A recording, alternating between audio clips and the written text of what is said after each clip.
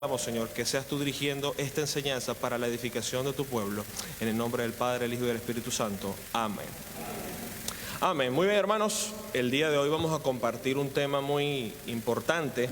Y como dice el pastor, venimos con esteroides espirituales porque pudimos estar en una conferencia que se llevó a cabo en Illinois y que fue de verdad de gran bendición para todos nosotros. Hablamos de que fueron 20 enseñanzas entre escuelas dominicales y predicaciones en la cual nadie, absolutamente nadie salió vacío, en el sentido de que para todos había, porque la palabra del Señor es para todos, desde el más niño hasta el más adulto. Y hoy quiero hablar sobre un tema muy importante, no solamente para el pueblo de Dios. Y por eso el hermano leyó en la invocación la segunda carta a los Corintios, capítulo 12. Y de hecho el título del mensaje es la última parte del versículo 10, cuando Pablo dice, porque cuando soy débil, entonces soy fuerte. Parece paradójico, suena como contradictorio, porque cuando soy débil, entonces soy fuerte. ¿A qué se estaba refiriendo el apóstol Pablo cuando él estaba haciendo mención a esta conclusión que tenía él en este texto? Hermanos, el mundo se ha configurado para hacernos pensar que el ser humano debe vivir creyendo en la autosuficiencia. Nosotros, hermanos, escuchamos frases cuando estamos en las escuelas, cuando de repente escuchamos a maestros, a conferencistas, a profesores, y nos dicen, yo sé que lo hacen en el sentido de animar a los estudiantes, a los pequeños, pero le dicen frases como, tú naciste para ser exitoso. El simple hecho de haber nacido ya te hace un ganador. Y dicen, mira, de todos esos espermatozoides que estaban ahí luchando, tú llegaste, ya tú eres un campeón. Y el simple hecho de que tú estés en este mundo significa de que tú puedes ser tan grande como quieras ser. ¿Cuántos no hemos escuchado la frase de que el límite está en la mente? Y cosas por el estilo. Literalmente, todo lo que te propongas lo puedes alcanzar. Ahora bien, hermanos, es claro que no se está hablando aquí de que sea incorrecto una superación personal. No estamos diciendo que usted como cristiano no se trace metas en la vida, tanto seculares como espirituales. Pero el punto aquí, hermanos, y el motivo de conflicto es que este evangelio antropocéntrico, este tipo de teología secular, lleva a las personas a que no solamente quieran progresar en esta vida, sino que se conviertan en seres orgullosos y prepotentes. Y de hecho tenemos padres, lamentablemente aún en el pueblo cristiano, que le dicen a sus hijos, tú eres el mejor donde estás, en la clase. Tú tienes que ser superior a los demás. Y estos niños crecen con este conflicto de que si ellos no brillan, si ellos no reflejan lo que sus padres quieren, van a ser un fracaso. Y entonces empieza una competición. Y luchan y se esfuerzan, ¿pero para qué? Para ver por encima del hombro a los demás. Pero el Señor nos dice, cuidado, la vida no consiste en los bienes materiales que tengamos. No consiste en los títulos que tengamos. No consiste aún en el reconocimiento humano que podamos tener, sea secular o aún espiritual. Entonces, hermanos, tenemos un bombardeo secular de mente positiva, de buenas vibras y todo ese tipo de comentarios que usted ya conoce. Y por otro lado, muy tristemente, un cristianismo en el que se centra solo en el bienestar de los creyentes. Y usted puede escuchar en este tipo de congregaciones, ¿verdad? Iglesias llenas, repletas de gente que van porque ellos quieren escuchar de que todo les va a ir bien, porque ellos no tienen por qué padecer, que de hecho ven inclusive los problemas y las dificultades como maldiciones. Y hay cultos de liberación y todas cosas porque prácticamente un cristiano no debería padecer ningún tipo de dificultades porque él es un hijo de Dios. Hermano, pero entendemos por las Escrituras que lo opuesto al orgullo es la humildad. Y tenemos que mencionar, hermano, que es una virtud en la cual se carece aún dentro del pueblo de Dios. La humildad, hermano, es conocer cada quien sus propias limitaciones, debilidades y actuar de acuerdo a tal conocimiento. Pero muchas veces, hermanos, sin darnos cuenta, nosotros actuamos con orgullo y no nos percatamos de nuestro pecado. Esto podemos hacer en la iglesia cuando inclusive comenzamos a compararnos con nuestros hermanos. De repente nosotros estamos en la iglesia, sí, tenemos muchos años en la fe, tenemos siendo miembros de la congregación mucho tiempo y comenzamos a compararnos aún con personas que están recientes en la fe. Porque a lo mejor las personas denotan falta de conocimiento, mucha sencillez, humildad y lo queremos ver como por encima del hombro. Esto hacemos aún, hermanos, cuando queremos humillar a alguien porque asumimos de que no puede debatir con nosotros. Mire, si hay algo que la iglesia, que un pastor va a fomentar en la congregación general, es que las personas estudien las Escrituras. Es que las personas se sumerjan en escudriñar la palabra del Señor. Si hay algo que un pastor desea, es que las ovejas, sí, vengan y reciban alimento, pero que ellos también alimenten y cultiven una vida espiritual con el Señor. Y si tienen la posibilidad de formarse en un seminario, de estudiar en un instituto bíblico para crecer en el conocimiento, gloria a Dios. Pero lamentablemente, hermanos, eso tiene una parte peligrosa y es que nos convertimos entonces en teólogos que comenzamos a buscar ¿qué cosa? A ver con quién debatimos. Vamos a ver con quién voy a generar una disputa porque ya yo me estudié esta materia, la pasé con A y ya yo estoy experto para pelear y para defender. Y el objetivo en sí, hermanos, no es poner una defensa por la fe, sino es demostrar de que yo sé más que tú. Esto hacemos, hermanos, cuando comparamos nuestras posesiones aún personales con la del hermano que se mantiene del pan necesario. Y decimos, wow, este hermano, quién sabe por qué está en esa condición, a lo mejor no sé, el hermano ha sido muy flojo, quién sabe qué ha pasado, por esa razón está en esa situación. Y entonces, hermanos, hacemos esto cuando ayudamos a nuestro prójimo, por X razón, usted le tiende la mano, pero eso va a cambio de ¿qué cosa? De halagos y reconocimientos. Cuidado con caer en una falsa humildad también, ¿no? De pretender, yo Dios me conoce, pero lo estoy haciendo porque quiero recibir un beneficio adicional. Usted dirá, hermano, yo no me comporto así, el Señor conoce mi corazón. Esas cosas que usted ha mencionado en mi cabeza no pasan. Yo no actúo de esa forma. Pero muy bien, hermanos, que nosotros también podemos seguir persistiendo en nuestra autosuficiencia.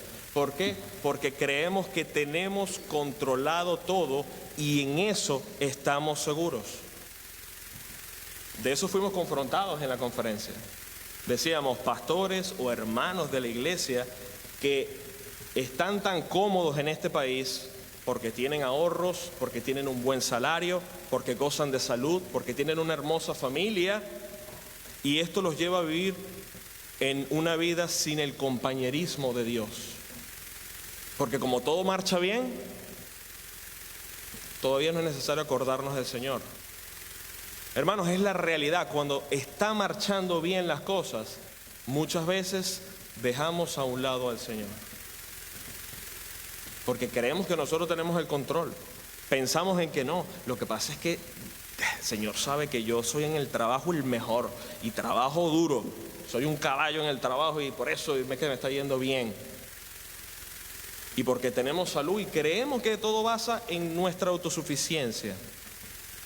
Entonces podemos comenzar a preguntar, cuando todo está marchando bien, cuando no hay problemas económicos, cuando no hay enfermedades, cuando no hay ataques a nuestra persona, ¿estamos leyendo la Biblia?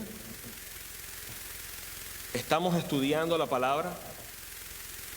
¿Estamos orando? La realidad es, en muchos de los casos, se lee la Biblia, a veces decimos, ya sé lo suficiente. Ya con el contenido que tengo en mi mente es suficiente para andar. Oramos, bueno, solamente cuando sea necesario. Congregarnos. Hay algunos que dicen, no, yo soy cristiano, pero tampoco fanático. Y sin darnos cuenta, hermanos, queremos desafiar a Dios, aunque usted no se dé cuenta, demostrando que no lo necesitamos. Cuando usted está en oposición a la instrucción del Señor, que dijo que escudriñes la palabra, porque en ellas hay vida eterna, de que tengas comunión con Él, de que ores, de que clames para que tengas comunión con Él, cuando te reúnes con tus hermanos en este local para ser el cuerpo de Cristo, unidos en ese mismo sentir, y nosotros lo vemos como no es necesario, entonces estamos desafiando al Señor. Lo más interesante de todos, hermanos, es que nosotros, si vamos a las Escrituras, nos vamos a topar con hombres santos de Dios, hombres ilustres, hombres que en el sentido bíblico lo podemos admirar por su entrega y dedicación al Señor. Pero ¿saben qué cosa? Ellos demostraron una humildad y una dependencia total del Señor, sin la cual su corazón podría haberles llevado a la arrogancia. A la arrogancia. Mire, por ejemplo, cómo se expresaba el profeta Elías. Todos los que han escuchado o han leído o han estudiado acerca del profeta Elías lo reconocen como un hombre de Dios. Qué varón tan piadoso, qué varón con una fe tan fuerte. Vaya al primer libro de Reyes, capítulo 18, versículos 36 al 37. Un profeta reconocido por la escuela de profetas, un hombre que tenía trato directo con los reyes, en especial con Acab. Y sucede que llega un momento especial y crucial, donde si bien el profeta confiaba en el Señor, él tenía que dejar en claro al pueblo de que no yo, es Él. No soy yo, es Él. La mirada no es en mí. Yo no soy la solución, yo no soy el Salvador. Primer libro de Reyes, capítulo 18, versículos 36 al 37 dice: cuando llegó la hora de ofrecerse el holocausto, se acercó el profeta Elías y dijo: Jehová Dios de Abraham, de Isaac y de Israel, sea hoy manifiesto que tú eres Dios en Israel y que yo soy tu siervo, y que por mandato tuyo he hecho todas estas cosas. Respóndeme, Jehová, respóndeme para que conozca este pueblo que tú, oh Jehová, eres el Dios y que tú vuelves el corazón de ellos. En ningún momento, hermano, vemos un acto aquí de declaración, ni de creernos que en nosotros está el poder, ni de que mis palabras tienen poder. Esto me está dirigiendo la atención del pueblo al Dios al que le habían dado la espalda, porque ellos estaban en dos aguas. Elías le dice al pueblo: mira, decídanse. Si Jehová es Dios, servidle. Y si es Baal, sírvanle a él, pero decídanse. No pueden estar en el medio. Vemos el ejemplo de otro hombre humilde, en el cual, asombrados también por su vida y lo que podemos ver en las escrituras de él, el libro del profeta Daniel, capítulo 9, vaya allí, al versículo 17 al 19. El libro del profeta Daniel. Todos siempre nos maravillamos, ¿verdad?, de cómo Dios lo utilizó, de esa tranquilidad que tuvo cuando fue arrojado al foso de los leones, de tantas cosas que pasó, y decimos: wow, este hombre de verdad que era tremendo. Pero, hermanos, era tremendo en humildad también. Daniel 9, versículos 17 al 19. Ahora pues, Dios nuestro, este es el profeta orando, oye la oración de tu siervo y sus ruegos, y haz que tu rostro resplandezca sobre tu santuario asolado por amor del Señor. Inclina, oh Dios mío, tu oído y oye, abre tus ojos y mira nuestras desolaciones y la ciudad sobre la cual es invocado tu nombre, porque no elevamos nuestros ruegos ante ti confiados en nuestra justicia, sino en tus muchas misericordias. Oye, Señor, oh Señor, perdona, presta oído, Señor, y hazlo. No tardes por amor de ti mismo, Dios mío, porque tu nombre es invocado sobre tu ciudad y sobre tu pueblo. Si estamos viendo la humildad, estamos viendo cómo este hombre, aunque Dios lo utilizó sobremanera grande, no dejó que eso se colara en el corazón. No dejó que eso se colara en el corazón. Otro hombre muy humilde, Lucas, Evangelio de Lucas, capítulo 3, versículos 15 al 16.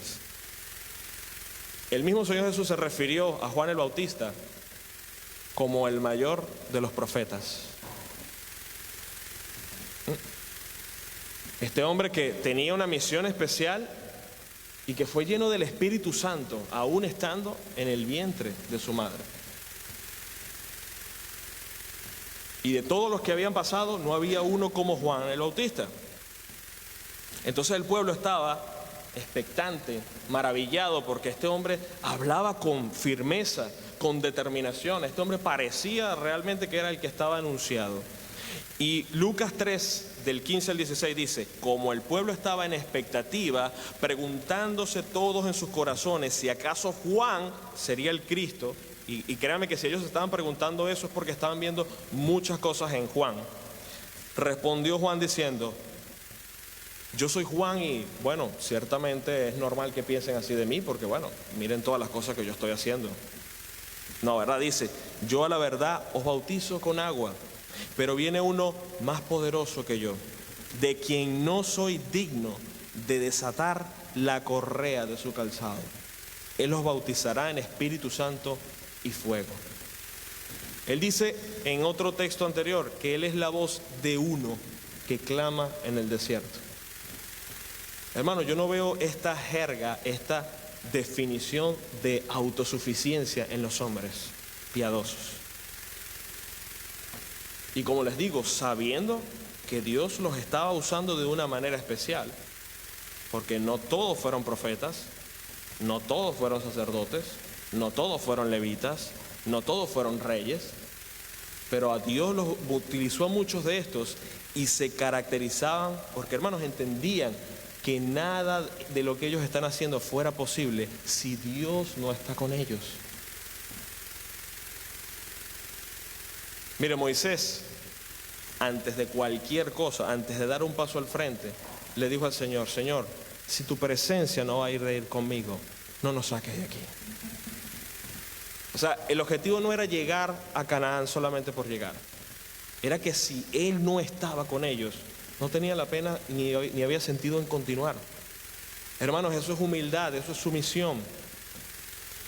Eso es reconocer de que no somos nada sin el Señor.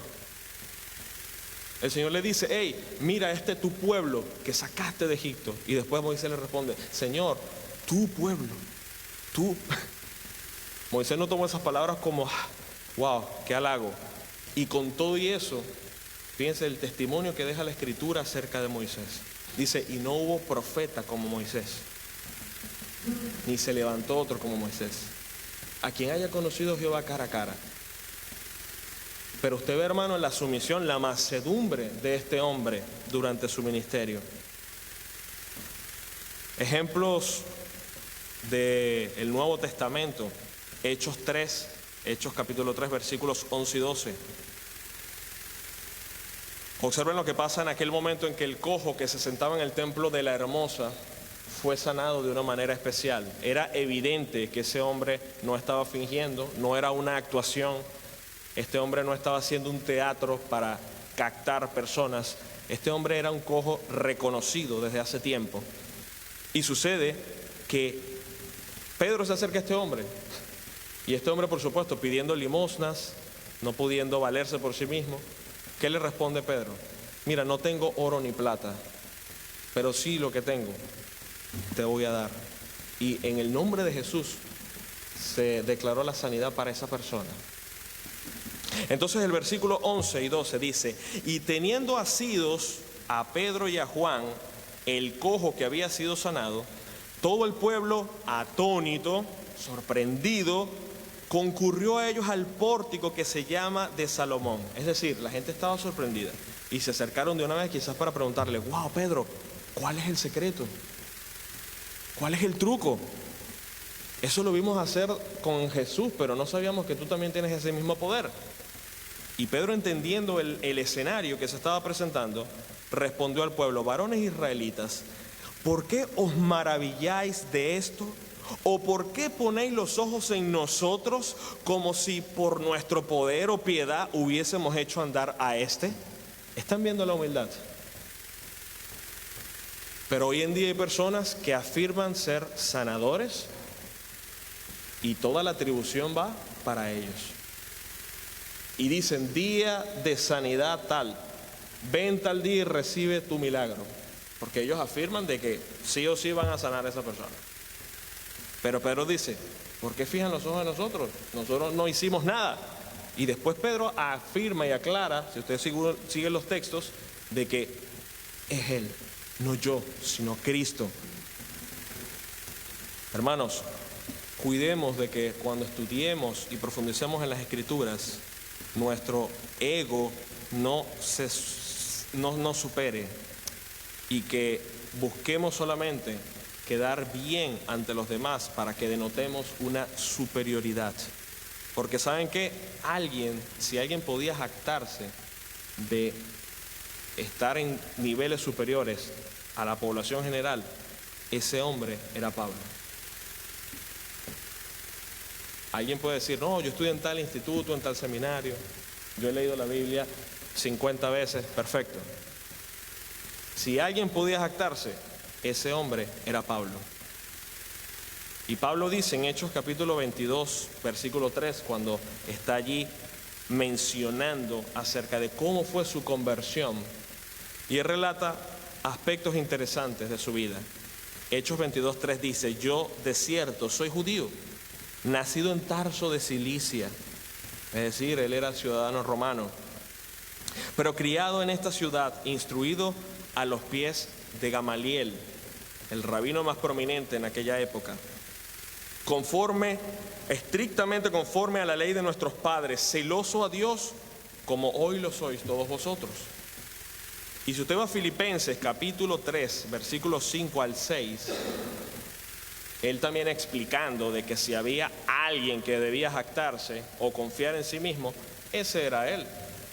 Pablo dice, Filipenses 3, 5 al 6, circuncidado al 8º día, del linaje de Israel, de la tribu de Benjamín, hebreo de hebreos, en cuanto a la ley, fariseo, en cuanto a celo, perseguidor de la iglesia, en cuanto a la justicia que es en la ley, irreprensible. O sea que si hablamos aquí de estudios aún seculares o de estudios y conocimiento en las Escrituras, era Pablo. Hermano, fue Pablo escogido directamente por el Señor Jesucristo en el camino a Damasco. El Señor Jesucristo no se le reveló a todo el mundo de esa forma. No conforme con eso, hermanos, Pablo tuvo una de las revelaciones más elevadas y extraordinarias que una persona podía experimentar. Y eso es lo que él menciona en la segunda carta a los Corintios, el texto que se leyó en la invocación. Porque él fue arrebatado hasta el tercer cielo y dice que él oyó palabras inefables que al hombre no le es dado expresar. Por eso vuelvo y repito, a veces nosotros tenemos un poquito de conocimiento y de una vez ya, a ver, ¿con quién voy a contender? Y si es un incrédulo, es una persona que desconoce la fe, más todavía, porque ese es un ignorante de la fe. Y no es el objetivo, hermanos. No es el objetivo. Mire qué cosa interesante. El Señor Jesús, dice la Escritura, era amigo de pecadores y se reunía con esta persona porque había una necesidad de compartir el Evangelio. Y el Señor les expresó el mensaje con mansedumbre, con amor, con compasión, porque Él dijo, yo no he venido a llamar a justos, sino a pecadores al arrepentimiento. Pero nótese que cuando Él tenía que debatir o hablar con los fariseos que tenían conocimiento de la ley, que buscaban cómo tenderle una trampa, el Señor les hablaba con dureza. ¿Por qué? Porque la intención de ellos era ¿qué cosa? Refutar, discutir, hacer quedar mal al Señor. ¿Me explico? No se acercó como ese Nicodemo, ¿verdad? Que estando solas con él le dice, Señor, o sea, las cosas que tú estás haciendo es algo que no se puede hacer si no viene de Dios. Y aún así el Señor le responde cuando está hablando acerca de nacer de nuevo, ¿eres tu maestro en Israel y no conoces esto? porque era la gente que estaba expuesta, era la gente que estaba sumergido en la Escritura y que por esa razón Dios esperaba, si era un verdadero creyente, que se comportaran de la manera más humilde y piadosa. Sin embargo, hermanos, Dios, conociendo a Pablo, que como decimos, un hombre que el Señor utilizó de una manera hermosa y maravillosa, el Señor puso algo en él, puso un aguijón en su carne. Porque Pablo dijo en el versículo 7 de la segunda carta a los Corintios, capítulo 12, y para que la grandeza de las revelaciones, escuche, no me exaltase desmedidamente, me fue dado un aguijón en mi carne, un mensajero de Satanás que me abofetee. ¿Cuál era el objetivo, hermanos? Para que no me enaltezca sobremanera. Pero hoy en día queremos hacer publicidad. Gente dice, no, yo fui al cielo, fui al infierno, hice tal cosa, el Señor me mostró tal cosa, fui trasladado a tal cosa, y ya queremos vender libros, queremos que la gente venga para lucrarnos, para sacar un provecho. Pero Dios puso esto para que Pablo no se enalteciera sobremanera. ¿Pero cómo? Si Pablo era un apóstol, si era un hijo de Dios. Hermanos, el riesgo de caer en el orgullo, siendo hijo de Dios, siempre va a estar presente. Siempre va a estar presente. Por eso el tema de la humildad, hay, hermanos, que trabajarlo. El Señor Jesús no se equivocó cuando en el Sermón del Monte hablaba, hermanos, hey, amen a sus enemigos. Y para eso hay que tener humildad. Para dar la otra mejilla hay que tener humildad. Muchas veces, aunque tengamos la razón, a veces la conciliación, la reconciliación, la restauración de aquello se logra cuando usted da un paso más y pide perdón y aún hablas acerca de confesar si algo le ha ofendido al hermano o a la familia, etcétera, y el Señor obra. Pero lo más interesante de todo esto es que Pablo le rogó al Señor, no una, no dos, 3 veces, Señor, quita esto de mí. No se sabe con precisión qué era el aguijón en la carne de Pablo. Mucho se ha hablado. Muchos padres en la iglesia pueden mencionar que se trataba de alguna enfermedad en los ojos, porque en la carta a los Gálatas, capítulo 6, versículo 11, se muestra que él inclusive escribía con letras grandes. Otros consideraban que la aflicción de Pablo era un problema físico crónico que evidentemente no podía controlar. Otros mencionan que podía ser una persecución continua e inclusive una tentación carnal. El punto aquí no es cuál era el aguijón específico, sino de que el aguijón lo estaba llevando a él a que entendiera que su dependencia era en el Señor, que la gracia del Señor es suficiente. Por eso él responde aquí en el versículo 9, y me ha dicho, este es el Señor Jesús, bástate mi gracia, porque mi poder se perfecciona en la debilidad. Mi gracia es suficiente. Señor, pero estoy pasando todas estas cosas.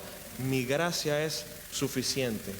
Ya el hecho, hermanos, de que Pablo fue salvo por gracia y de que estaba siendo un instrumento en las manos del Señor, ya era suficiente. Mire, no todos los cristianos en este peregrinaje van a llevar el mismo ritmo y estilo de vida. Usted puede estar en este país, quizás un poco más tranquilo, con más comodidades que en otros lugares, pero hay otros hermanos que también son cristianos, que aman al Señor igual que usted, y están pasando grandes dificultades. Y más que todo aquellos que están como misioneros en estos lugares donde es difícil que el evangelio entre. Entonces, mi pregunta es, si el Señor le responde a ellos en estos momentos de angustia, mi gracia es suficiente, bástate mi gracia, ¿por qué nosotros vamos a pensar que nosotros somos especiales? No, tú tienes que actuar conmigo diferente porque tú sabes cómo es la cosa aquí, uno tiene que... No. Bástate mi gracia. Entonces, hermano, el punto de todo esto es que era necesario de que Pablo dijera, voy a abrazar mis debilidades para refugiarme más en Cristo. Él dice, versículo 10, por lo cual, por amor a Cristo, me gozo, escuche bien, vuelvo a decir porque suena extraño y paradójico, me gozo en las debilidades, en las afrentas, en las necesidades, en persecuciones, en angustias, porque cuando soy débil, entonces soy fuerte. Todas las calamidades que le habían sobrevenido a Pablo era con el objetivo de que más se acercara a Dios. Y uno dice, ¿más? Sí, más. ¿Acaso hay un límite? ¿Acaso hay un tiempo estándar definido? Pablo dijo, hermanos, yo mismo no pretendo haberlo alcanzado ya. Y estamos hablando del hombre que Dios utilizó, inspirado divinamente, para escribir la mayor parte del Nuevo Testamento. Y él dijo, yo mismo no pretendo haberlo alcanzado ya. Entonces, ¿cómo nosotros con este cristianismo de este siglo vamos a tener la prepotencia y la altivez de pensar de que nosotros podemos, sí, seguir avanzando sin la dependencia del Señor? Y claro, como decía un predicador, a todos nos gusta la historia de Job hasta que nos toca ser Job. A todos nos maravilla el aguijón de Pablo hasta que nos toca ser Pablo.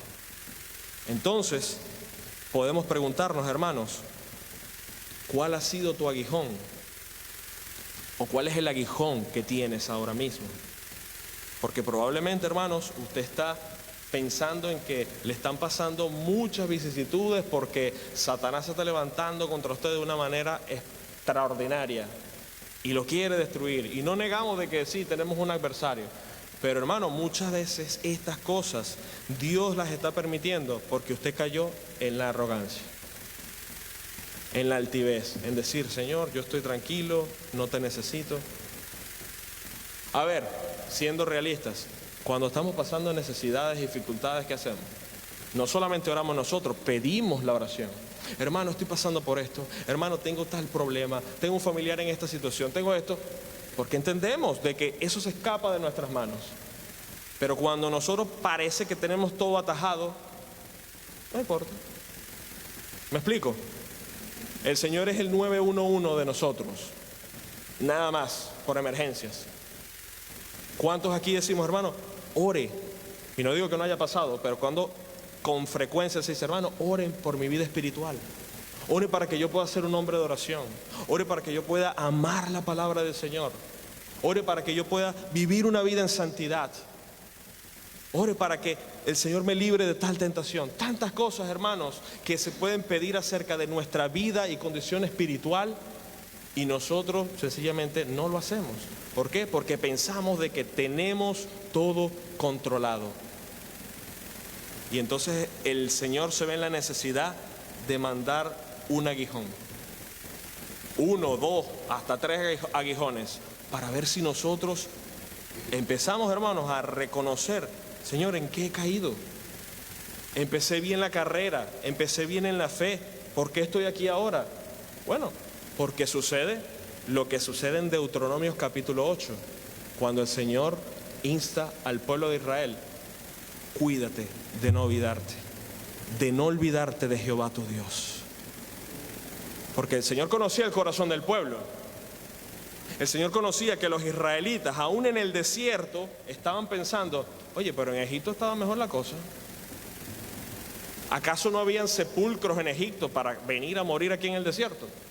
Imagínense, si eso estaba pasando en el desierto, el Señor sabía lo que había en el corazón del pueblo.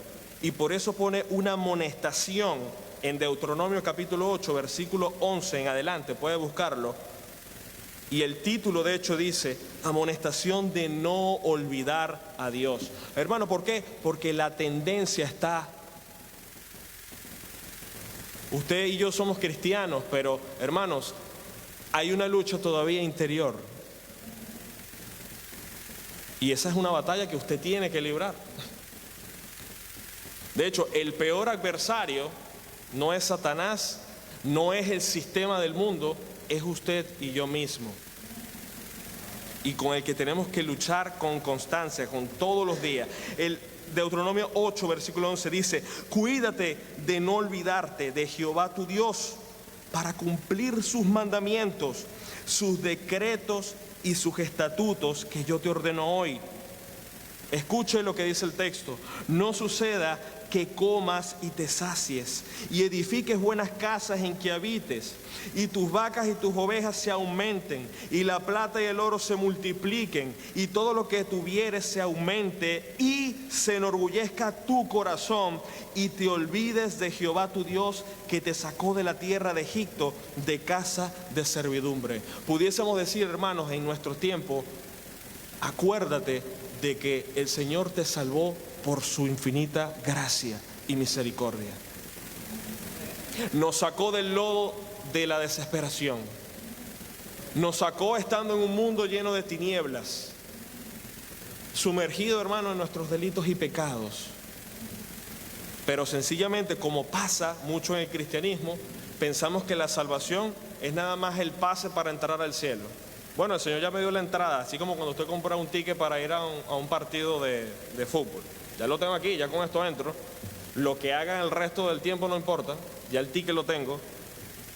Y no es así. Hermano, usted no sabe cuánto es la instancia del Señor en la palabra para que el hombre, el Hijo de Dios, tenga, hermanos, compañerismo con Dios.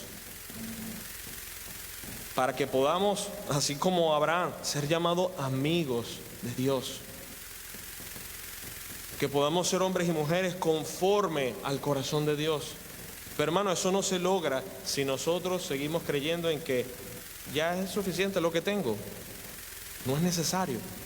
Pero otra vez esta serie, otra vez este tema, ya yo he escuchado tanto de esto y de esto y de aquello. Hermano, la palabra del Señor es imposible. Mira, usted puede haberse leído este libro 200 veces, como lo hizo George Mueller, y él dice: he leído este libro 200 veces y cada vez que lo leo es como si fuera la primera vez. Aquí muchos quizás ni siquiera se han leído una vez la Biblia completa y ya creen que saben todo. Hermanos, humildad. Humildad, reconocer al Señor, reconocer que Él nos salvó, que Él nos sacó de donde estábamos. Que si hoy en día nos estamos comportando más civilmente, más pacíficamente, más amorosamente con nuestro prójimo, no es porque usted un día se levantó y dijo: yo voy a ser un mejor ciudadano para que este país quede en alto. No, no, la obra la hace el Señor, solo que usted se está agarrando la atribución para sí. A veces alguien le ha dicho: wow, de verdad que tú eres una persona especial, tú eres una persona muy buena. Y usted por dentro dice: eso lleva trabajo, ¿viste? Eso no es fácil. Yo te puedo después dar un poquito de qué hice yo para lograr esto. Hermano, reconozca si en algún momento alguien incrédulo o cristiano le dice: hermano, tal cosa fue buena o X. Y usted, hermano, en su interior: Señor, la gloria es para ti. Reconozcamos de dónde el Señor nos sacó. Y que a donde Él nos lleve o en lo que Él nos utilice es todo para su gloria. El Señor agarró vasos de barro y los utilizó a su manera. Y todos ellos glorificaban el nombre del Señor. Entonces, hermanos, ¿de qué vamos a continuar con el tema del orgullo? Si usted actualmente está pasando por dificultades y debilidades, sabe que antes de pedirle al Señor que le quite ese aguijón, pídale al Señor que le enseñe qué quiere que aprenda con todo esto. Antes de decirle: Señor, quítame esta enfermedad, o sálcame de este problema económico que tengo, o sácame de este problema familiar, etcétera, etcétera, el problema. Dígale al Señor: Señor, ¿qué tú quieres que yo aprenda de esto? Porque mire, hermano, si todo esto que está pasando a usted lo está acercando al Señor, entonces bendita sea la debilidad y bendita sea la aflicción que le está acercando al Señor. Porque, hermanos, así como el oro no es purificado sino hasta que es pasado por fuego, de la misma forma la vida y el carácter cristiano se procesa así. No es algo instantáneo, no es mágico, es algo que lleva trabajo. Tenemos textos que nos instan a nosotros como cristianos a no dejar que el orgullo se cuele en nuestro corazón. Carta a los Romanos, capítulo 12, versículo 3. El apóstol Pablo nos dice de la siguiente forma: Romanos capítulo 12, versículo 3. Digo pues, por la gracia que me es dada, a cada cual que esté entre vosotros, que no tenga más alto concepto de sí que el que debe tener, sino que piense de sí con cordura, conforme a la medida de fe que Dios repartió a cada uno.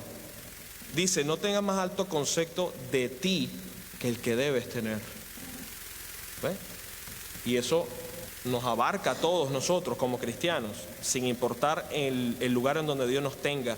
Gálatas 6:1 dice algo que es importante, porque a veces el mismo orgullo nos lleva, ¿no?, a atacar y a juzgar a un hermano cuando pasa por un problema y decir, es que eso le pasó porque seguramente es un hermano que descuidó su vida espiritual. Y no digo que no sea mentira, el tema es la actitud con la que usted hace ese comentario. ¿Ve? Gálatas 6:1 dice, hermanos, si alguno fuere sorprendido en alguna falta, vosotros que sois espirituales, los que están viviendo entonces en comunión con el Señor, los que están buscando al Señor con continuidad, dice, restaurarle con espíritu de mansedumbre. Y dice, considerándote a ti mismo, no sea que tú también seas tentado. O sea, no te olvides que estamos hechos de la misma materia. No te olvides de que si el hermano accedió a esto y cayó en esto, tú también tienes que cuidarte, tú también puedes caer. Filipenses 2:3. Filipenses 2:3 dice, nada hagáis por contienda, que es muchas veces el error que incurrimos, o por vanagloria, antes bien con humildad, estimando cada uno a los demás como superiores a él mismo. Imagínense lo que Pablo nos está diciendo aquí a nosotros.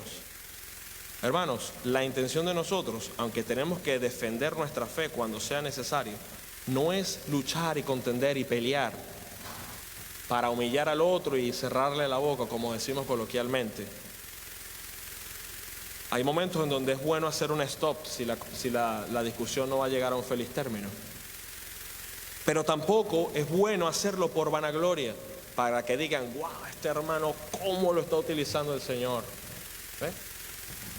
Y hay mucha gente que ahora todo lo publica en internet y lo comparte. Está bien, si tú lo quieres hacer con un corazón sincero, para que la persona conozca la verdad, para que la persona tenga acceso a la palabra del Señor. Pero ha sido llevado muchos hermanos ¿a qué? A inflarse. Mira todos los seguidores que tengo. Mira que todo el mundo le está dando like a mis videos. Mira cómo la gente está compartiendo mis enseñanzas. Asegurémonos de que dé like sea el Señor sobre nuestras vidas, sobre nuestro testimonio. El mundo puede decir muchas cosas, pero a quien debemos buscar agradar es al Señor. Y el Señor, hermano, sí conoce nuestro corazón, sí escudriña nuestro corazón. Nosotros podemos aún tener apariencia de piedad, podemos aún decir, no, el Señor, yo me cuido de que los hermanos no piensen así, pero el Señor conoce nuestro corazón. Y dice, estima a cada uno como superiores a Él mismo. Hermanos, el mayor ejemplo de humildad y de servicio lo hizo el mismo Señor Jesús. El Señor Jesús le lavó los pies a los discípulos. Y hubo uno allí que dijo, no, por favor, tú no vas a hacer eso conmigo, Pedro. Y el Señor le dijo, si no te lavo los pies, no tendrás parte conmigo. Señor, báñame completo entonces. No solo los pies, de la cabeza a los pies. Pero de una vez estaba, ¿sabe? No, la altivez. No, eso no va conmigo. Pero el Señor obró, ¿sí o no, en el corazón de Pedro? Claro que sí. El Señor obró en esa vida, por supuesto. Así que, hermanos, no hay nada imposible si usted esa área de su vida la entrega al Señor. No hay nada imposible en lo tocante a la humildad si usted se despoja de sus logros, de todas las cosas que usted ha alcanzado y dice, Señor, de aquí en adelante debo aprender, Señor, de que mi vida completa depende de ti. Mire, hermano, no es la primera vez que un cristiano ha tenido todo en la vida, hablando en el término material y económico, y de un día para otro el Señor se lo desaparece. ¿Y cuál es la causa? El Señor quiere hacerte llevar Hey, humíllate delante del Señor. No te enaltezcas. No eres tú, soy yo. Y lo que has logrado ha sido por mí, por la dirección de mi Espíritu Santo, por mi poder. Y esto es un mensaje, hermano, que como le digo, es para la autorreflexión, porque todos hemos caído en esto. Todos hemos accedido a esto muchas veces, pero el tema es no dejar que esto haga nido en nuestro corazón. Martín Lutero decía, yo puedo permitir que las aves vuelen sobre mi cabeza, pero no puedo permitir de que hagan un nido en la cabeza. Ahí son dos situaciones diferentes. Eso era en cuanto a los malos pensamientos. Entonces, igual, esto se quiere levantar y colar en nuestras vidas.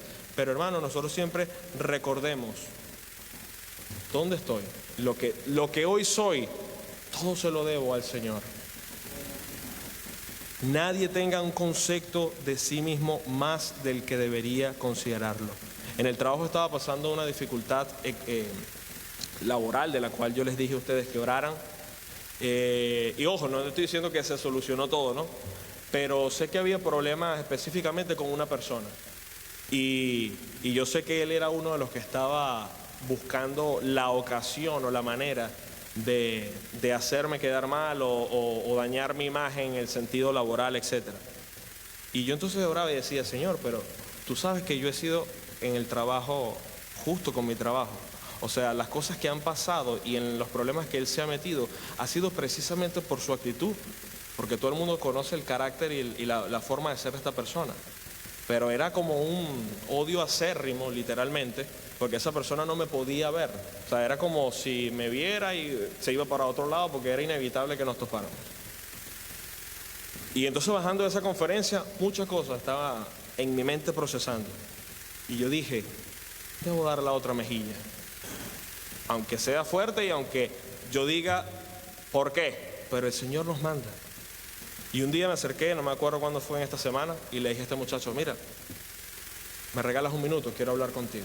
Él sorprendido porque él no se esperaba esa respuesta, ni que yo me iba a acercar a él. Y le dije, mira, yo sé que algo pasó que tú me agarraste un resentimiento fuerte en tu corazón. Le dije, no sé con precisión qué es. Yo sencillamente llegué a esta compañía buscando hacer mi trabajo y como todo jefe uno tiene que cumplir las normas de la compañía. Le dije, pero esta semana yo experimenté algo muy especial en mi vida, le dije. Y solamente quiero decirte que si en algo te he ofendido, si hice algo que genere ese odio en tu corazón, quiero pedirte perdón, te dije. Pedirte perdón. Y sencillamente te digo, vamos a ser compañeros de trabajo. No te digo que seamos amigos, no es que vamos a salir ahora a jugar fútbol, no te estoy diciendo eso, solamente te digo, vamos a tolerarnos como compañeros de trabajo, porque te guste o no, nos vemos 5 días a la semana, nos vemos 8 horas al día. Yo quiero que esa rencilla se acabe. Yo no me esperaba que a lo mejor iba a saltar, se iba a endemoniar o algo así. Y él sencillamente se mordió los labios y me dijo, bueno, sí, mira, una vez pasó esto cuando hablamos en recursos humanos y yo pensaba que tú me ibas a defender, pero no fue así, etcétera. Y me contó cuál era la espinita que tenía allí. Pero al final me dijo, mira, está bien, si tú me quieres saludar, no hay ningún problema. O sea, yo creo que tienes razón en el tema de no seguir con esta batalla, porque al final somos compañeros de trabajo y ambos equipos nos necesitamos. Y yo le dije, perfecto, bien. Amigos, amigos. ¿Listo? Entonces, hermano, sentí una paz después de eso, porque dije, Señor, yo sé que yo oraba diciendo, Señor, esta persona me está estorbando en el trabajo. De verdad que es para mí, como decía Pablo, un aguijón en la carne. Y de hecho, no voy a negar que hasta decía, Señor, si es tu voluntad que lo echen de aquí, porque esto me va a generar problemas en el futuro. Pero entendí que tenía que doblegar mi postura aún y decir, Señor, voy a ceder, porque al final nosotros somos testimonios, somos cartas abiertas. Crean o no, esa persona que no se esperaba eso lo va a dejar marcado, porque va a decir, wow, yo hice estas cosas y esta persona no lo merecía.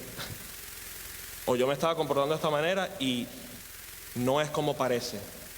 Entonces le doy un ejemplo sencillo de que todos nosotros tenemos que llegar a ese punto y decir, sí, Señor, poner la otra mejilla.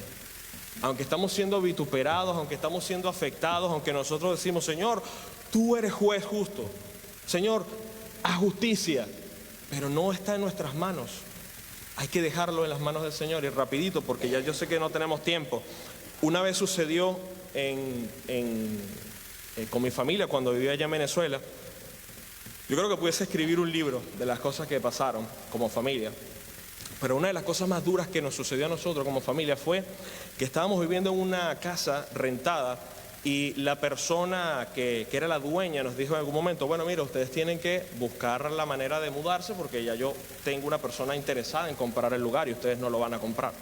Entonces nosotros dijimos, sí, está bien, vamos a buscar las opciones, denos un tiempo, unos meses para poder mudarnos y allí vamos viendo. Y estábamos tratando de identificar a dónde podíamos irnos. Esta señora, desesperada por sacarnos como sea, ha hecho ese contrato detrás de nosotros, por debajo de la mesa. O sea, hizo toda la canalización con otra persona y dijo, mira, esa es tu casa, haz lo que quieras, ahí hay gente, pero esa es casa tuya. Y mi mamá un día va llegando a la casa y de repente ve que unos hombres están forzando la entrada de la puerta para meterse. Y ella piensa, wow, esta gente quiere entrar a robar, no sé qué hacer. Mi mamá sola, imagínense, salió corriendo en la calle, vio, creo que fue un hermano de la iglesia, sí. La llevó a un lugar para llamar por teléfono porque teníamos mi mamá tenía un sobrino que es policía todavía. Lo llamó y le dijo, mira, no sé qué está pasando, se está metiendo. Él llegó rápido con unas patrullas y todo. Y esta mujer estaba dentro de la casa, con varios hombres. Dentro de la casa, bueno, hermano, hicieron desastres. Se robaron muchas cosas. Yo sé que para mi mamá eso fue fuerte. Le quitaron muchas cosas de valor, su anillo de matrimonio, muchas cosas. No se pudo hacer nada en ese momento porque ella tenía el tema de que era la dueña de la casa y todo. Perfecto. Y después se trató de llevar este caso, bueno, a caso judicial, porque esto no podía llevarse sí o sí, o sea, no era de entrar porque yo soy aquí y a mí me interesa. Y bueno, habían saqueado, se habían llevado hasta los cuchillos y todo, pensando que a lo mejor nosotros íbamos a reaccionar bruscamente. Y para no hacer la historia larga, hermano, nosotros tuvimos que convivir casi un mes con esa gente allí. Ella se llevó a su gente y nosotros, mientras no se resolviera el problema legal, teníamos que convivir con esa gente. Mi hermano y yo trabajábamos ya, salíamos a la casa y todo, íbamos a trabajar, regresamos, pero la que se quedaba sola era mi mamá. Y la mujer la amenazaba, se burlaba de ella, inclusive con un cuchillo le hablaba de que no, tú no me vas a sacar de aquí, esto es mío y todo. Ella callada, pero oraba en su cuarto, encerrada. Y un día, hermano, se le presenta una situación que yo digo, Señor, gracias porque fue ella la que contestó. Gracias porque no fui yo, ni mi hermano, ni mi papá, ni ningún otro. Fue ella. Una persona llama al teléfono a ella y le dice, señora, tengo el gusto de hablar con Judith. Sí, soy yo. Mire, le voy a hacer claro, le dijo mi mamá. Nosotros somos familiares, y le dijo el nombre de una persona que iba a la iglesia. Y le dijo, y esa señora nos contó la situación que usted está pasando. Este hombre le dijo, mire señora, para serle sincero, yo no soy cristiano, pero tengo familia cristiana y esto que le están haciendo a usted me parece despiadado. Y él le dijo, deme usted la autorización ahora mismo y yo saco a tiros a esa gente de su casa. Dígame ahora mismo y yo los busco. Mi mamá respondió, hijo, yo no puedo hacer eso. Yo no puedo hacer eso. Yo soy cristiana, le dijo. Yo amo al Señor, yo tengo temor de Dios en mi corazón. Jamás te diría que hicieras eso. Hermano, como les digo, gracias a Dios fue ella que contestó. Hubiese sido yo en mi ignorancia bíblica, en mi humanidad, y hubiesen dicho, sí, vengan, ¿a qué hora van a estar aquí? Yo les voy a abrir la puerta. Pero el Señor sabía que ella tendría la valentía, la sensatez para responder piadosamente en ese momento. Y después de eso, hermano, mire, pasaron varios días. Ella, por supuesto, no nos dijo nada, sino hasta que el caso se resolvió. Al final el juez determinó, pues, que todo lo que se había hecho había sido injusto, de que esta persona actuó mal, etcétera. Al final, para resumirles el cuento, la persona tuvo que ser echada. Ella perdió los derechos de todo y nosotros al final nos quedamos en esa casa, y hasta el sol de hoy mi papá está en esa casa viviendo y prácticamente es dueño de la casa, porque lo que está es pagando una mensualidad muy económica al gobierno, y esa persona quedó echada literalmente. O sea, al final el Señor hizo justicia y vimos la misericordia del Señor. Y ella después nos contó eso, después que había pasado un tiempo. Y yo, por supuesto, le dije, ¿y por qué tú no me dijiste eso a mi mamá? Y ella me dijo, porque yo sé que ustedes no estaban preparados para eso. Entonces, hermano, son tantas cosas, y así como este testimonio, usted puede tener muchos también, que nos llevan a decir, sí es posible responder de la manera más sumisa a las peores situaciones de la vida. Pero tenemos que estar conectados con el Señor. Eso se logra con una vida de consagración, de intimidad. Así que solo lo quería mencionar, no por halagarla ni nada, pero reconozco que mi mamá era una mujer muy espiritual, y esas cosas las comento con mis hermanos hoy en día y decimos, wow, era una escuela, fue una escuela nuestra vida. Pero era por cosas que íbamos a pasar nosotros luego, y allí íbamos a tener la fortaleza. Por eso dice el Señor, no te olvides de Jehová, no te olvides de lo que Él ha hecho por ti. Y eso es lo que hoy en día nos mantiene adelante, hermanos. No somos nosotros, es el Señor en nosotros. Amén. Padre, gracias te damos por este día. Gracias por tu palabra, Señor. Gracias por hablar a nuestros corazones.